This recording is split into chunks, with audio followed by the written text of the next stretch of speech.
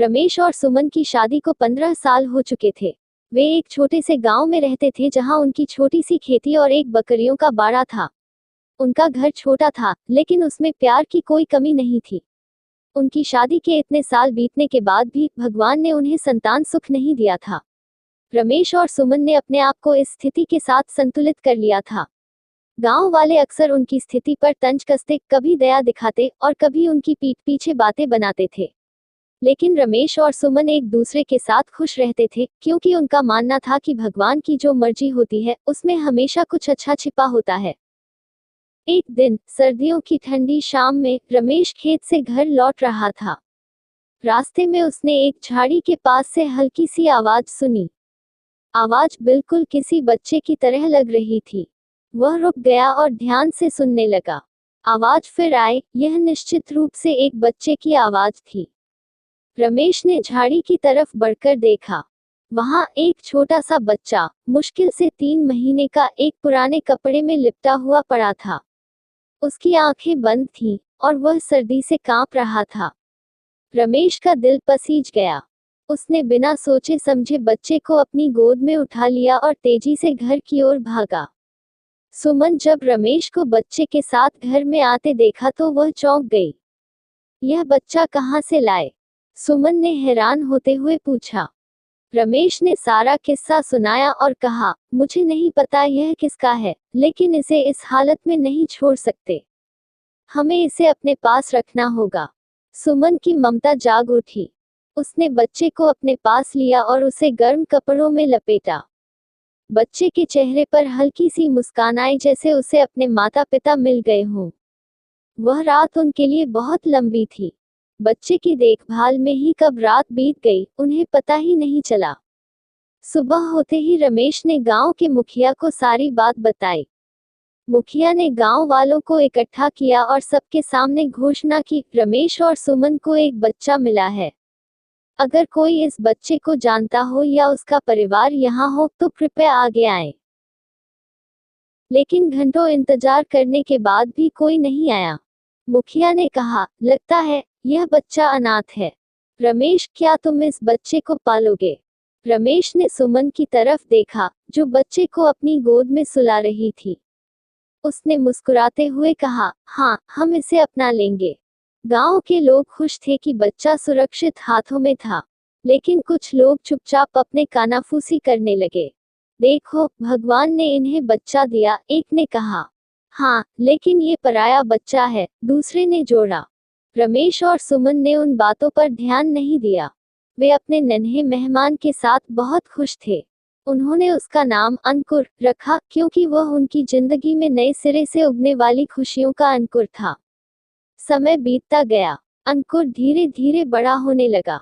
रमेश और सुमन ने उसे अपने बेटे की तरह पाला पोसा। सुमन उसकी माँ की तरह ख्याल रखती और रमेश उसे खेतों में काम करना सिखाता। अंकुर बहुत होशियार और मेहनती था। वह अपने माता पिता से बहुत प्यार करता था और उन्हें कभी निराश नहीं करता। लेकिन गांव के कुछ लोग अभी भी इस बात को लेकर उत्सुक थे कि अंकुर का असली परिवार कौन था। वे कभी कभी रमेश और सुमन से पूछते, क्या तुमने कभी अंकुर के असली माता पिता के बारे में कुछ पता किया? रमेश और सुमन हमेशा एक ही जवाब देते, अंकुर हमारा बेटा है। हमें उसकी परवाह है और यही हमारे लिए सबसे महत्वपूर्ण है। अंकुर अब 10 साल का हो गया था। एक दिन गांव में एक अमीर व्यापारी आया। उसने गांव में एक बड़ा आयोजन रखा और सभी गांव वालों को आमंत्रित किया। उस आयोजन में व्यापारी ने रमेश और सुमन के पास आकर कहा, मैंने सुना है कि आपने एक अनाथ बच्चे को पाला है। मैं उसकी शिक्षा के लिए आर्थिक मदद करना चाहता हूँ। रमेश और सुमन ने व्यापारी का धन्यवाद किया, लेकिन कहा, हम अंकुर की परवरिश खुद कर सकते हैं। वह हमारा बेटा है और हम उसकी जिम्मेदारी खुद उठाना चाहते हैं। व्यापारी ने एक पल के लिए अंकुर की तरफ देखा और फिर मुस्कुराते हुए कहा, आपका बेटा बहुत खुशनसीब है। भगवान ने उसे आप जैसे माता पिता दिए हैं। रमेश और सुमन ने गर्व से अंकुर को देखा, जो उत्सुकता से अपने नए कपड़े और जूते दिखा रहा था, जो गांव के बच्चों ने उसे उपहार में दिए थे। समय बीतता गया और अंकुर जवान हो गया। उसने शहर जाकर पढ़ाई करने का फैसला किया। रमेश और सुमन ने उसे भेजने में कोई कसर नहीं छोड़ी।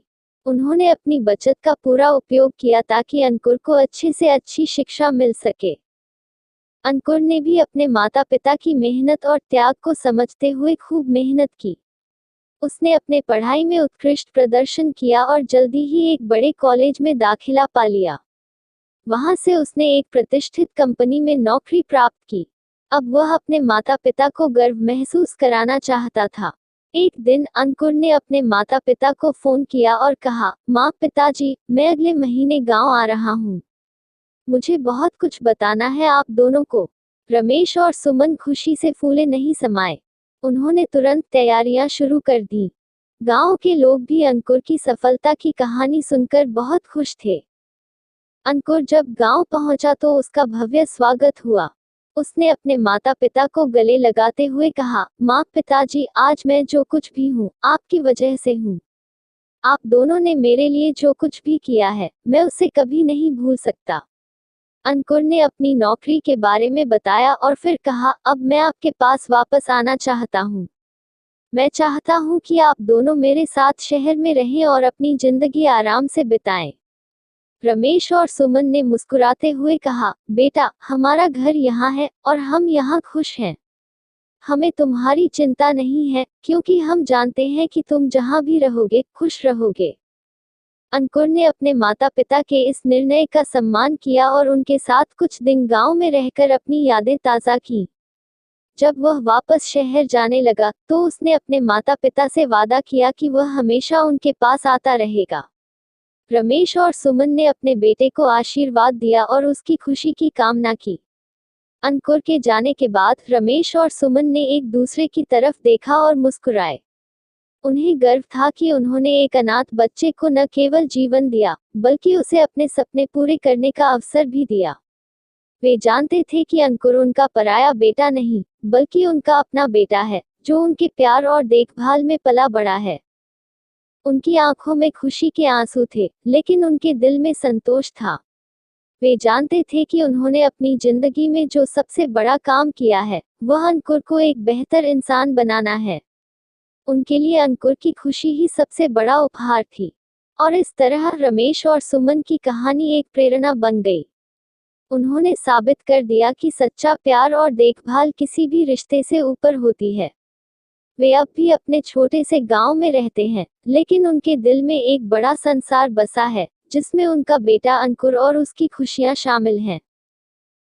गांव के लोग अब रमेश और सुमन को सम्मान की नजरों से देखते हैं।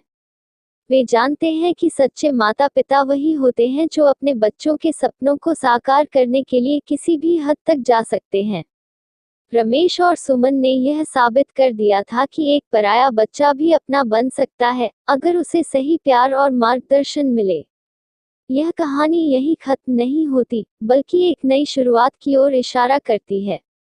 अंकुर के जीवन में आगे और भी कई उतार चढ़ाव आएंगे, लेकिन उसे अपने माता पिता का आशीर्वाद और मार्गदर्शन हमेशा मिलता रहेगा। और इसी तरह उनके दिलों में बसी इस कहानी